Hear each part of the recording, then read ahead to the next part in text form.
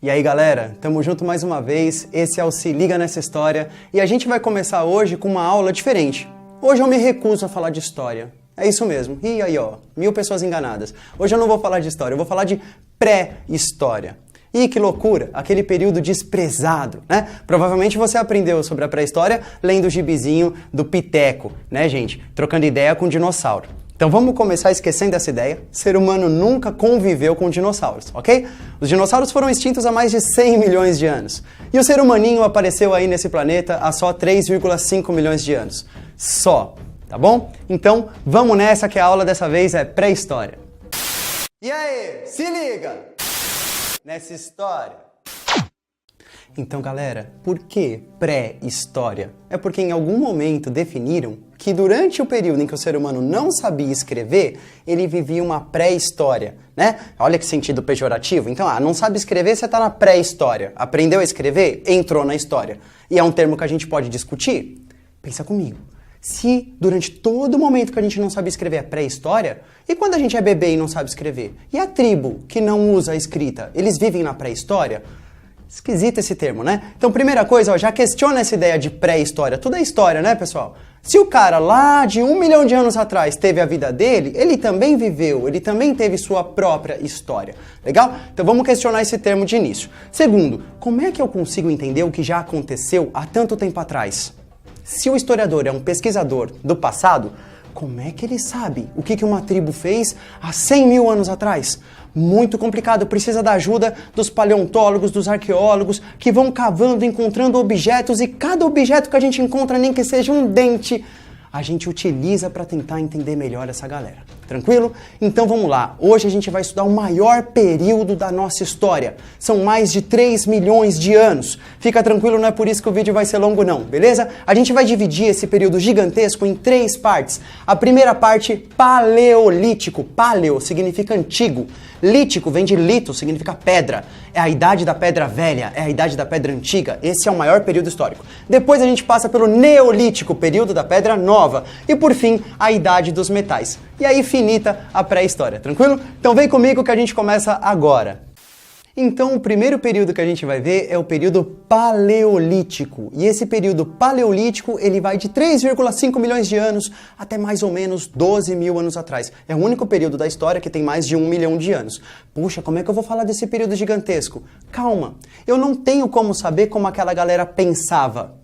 Então o que eu posso dizer deles? Como eles viviam? Os objetos que nós encontramos da pré-história dizem que eles aprenderam já na pré-história, lá no Paleolítico, a mexer com fogo. E o fogo é muito importante, né, gente? Imagina, ele aquece, ele protege de animais perigosos, ele também ilumina o escuro. Só tem um problema.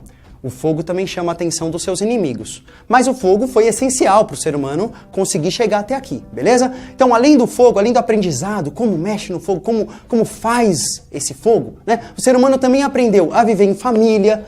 O ser humano também já tinha aprendido a dividir certas tarefas. Olha, você é melhor caçando, você é melhor protegendo aqui a vila. Então já existe uma predisposição a uma divisão de tarefas. Os homens iam caçar e as mulheres faziam muitas tarefas. As mulheres podiam cuidar de suas cabanas, cuidar das pessoas pequenas que estavam ali em formação.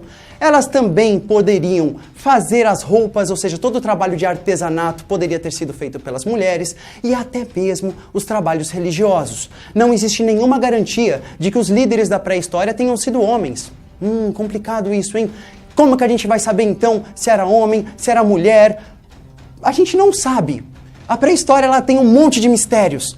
E por isso que é tão interessante, porque a gente tem um monte de resposta aí por fazer, beleza? Então, próxima característica desse primeiro período paleolítico é que o ser humano, ele também tinha que viver caçando, né, gente?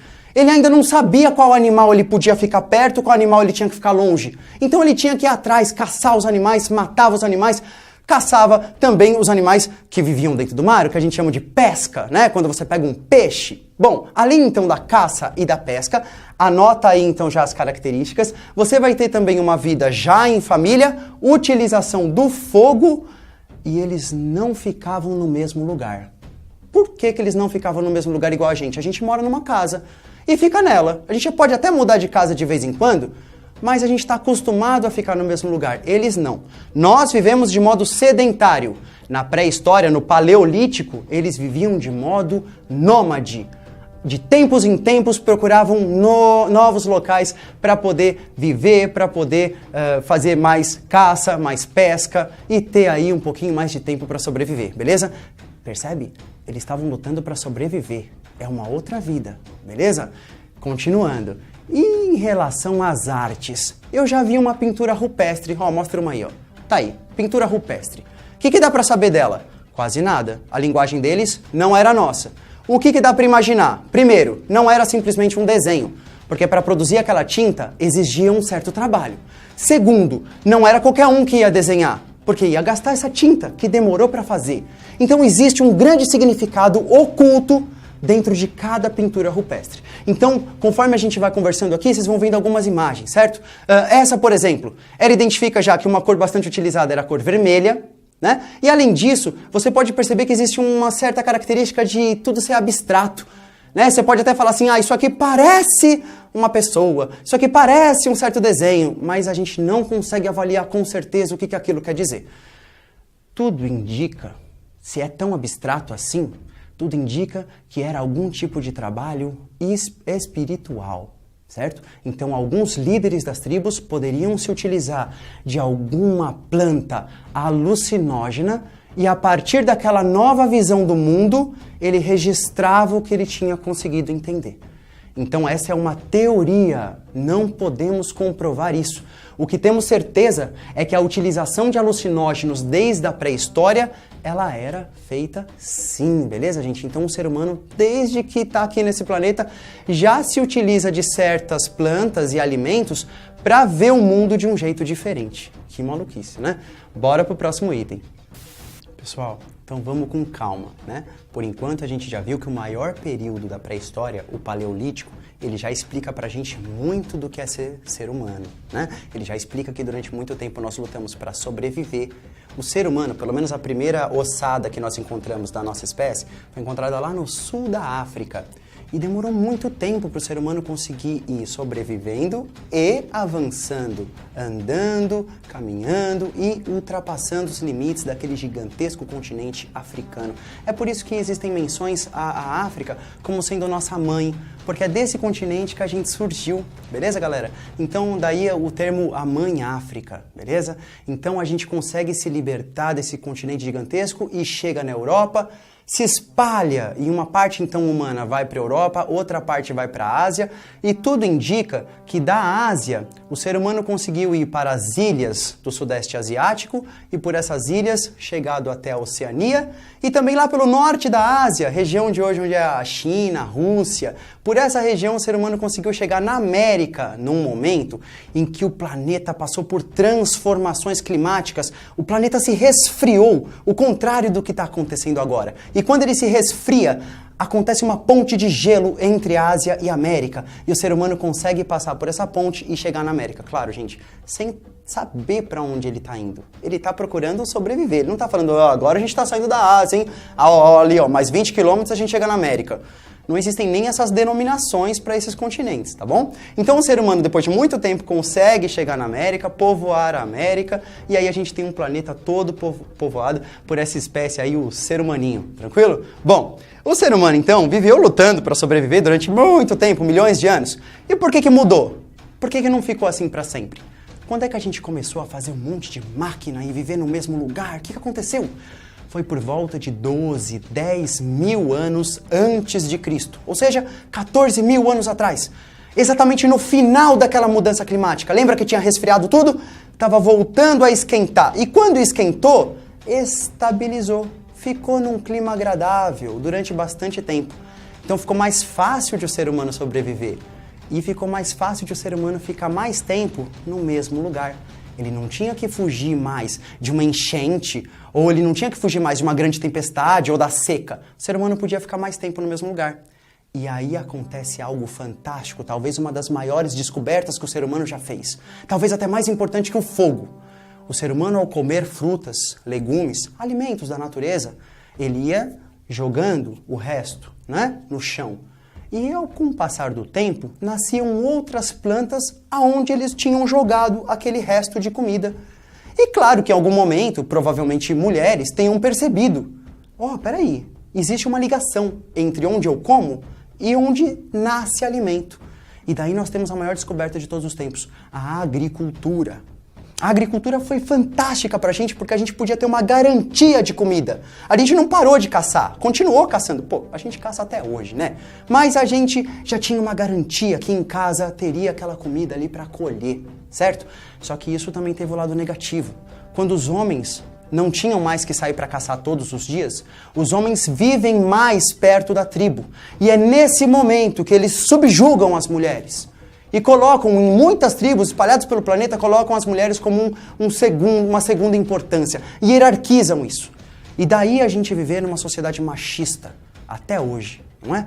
Então olha quanto tempo aí que o homem, ele de maneira falsa, né? Ele inventa que ele é mais importante que a mulher e ele é que deve liderar, a mulher tem que apenas ficar dentro de casa. Mas nem sempre foi assim. A maior parte, na verdade, a mulher é que liderava, né? Mas com a Revolução Agrícola, nós temos essa inversão. Por que a gente chama de Revolução Agrícola? Porque o ser humano nunca mais voltou a ser o mesmo. Se ele tinha que plantar, ele tinha que ficar ali pelo menos 2, 3 semanas para poder colher o alimento. Então ele não é mais tão nômade, ele não sai por aí o tempo todo. Agora ele fica no mesmo lugar.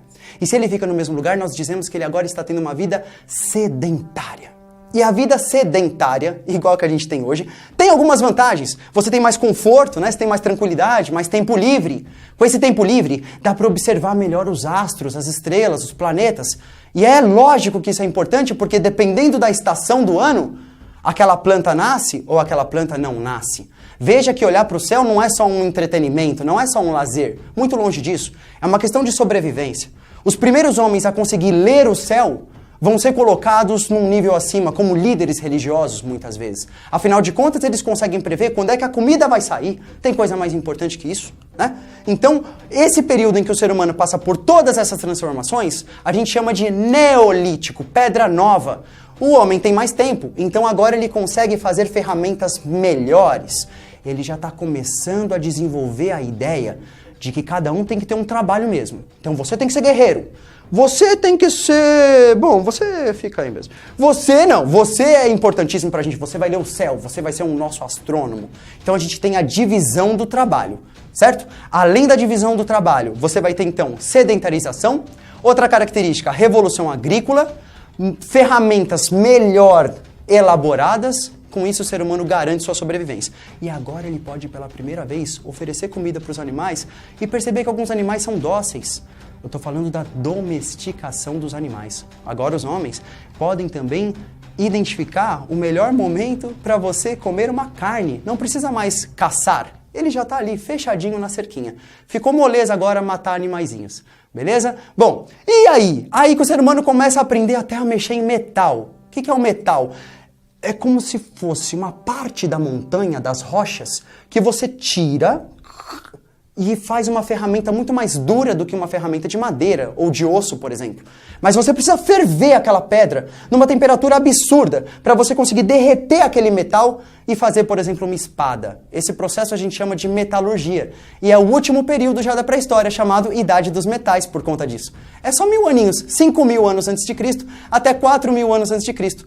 E o que acontece com 4.000 anos antes de Cristo? O ser humano que já vive de uma forma tão organizada, já em sociedade, montando cidades perto de rios, percebe que a maioria das cidades hoje ainda são perto de rio? Claro, a gente precisa de água doce, né? Então, agora que o ser humano já está todo organizado, ele começa a produzir a metalurgia. E com esse tempo que ele tem de sobra, ele está começando a escrever, a anotar o que ele faz, por questão de organização. E aí a gente tem o final da pré-história e a entrada da chamada história propriamente dita, beleza? Então, gente, muito obrigado por esse vídeo. Tem outros aí, a gente vai fazer essa história do mundo em apenas 10, 12 capítulos, certo? Acompanha a gente até o fim. Muito obrigado e se inscreve no canal, se liga nessa história.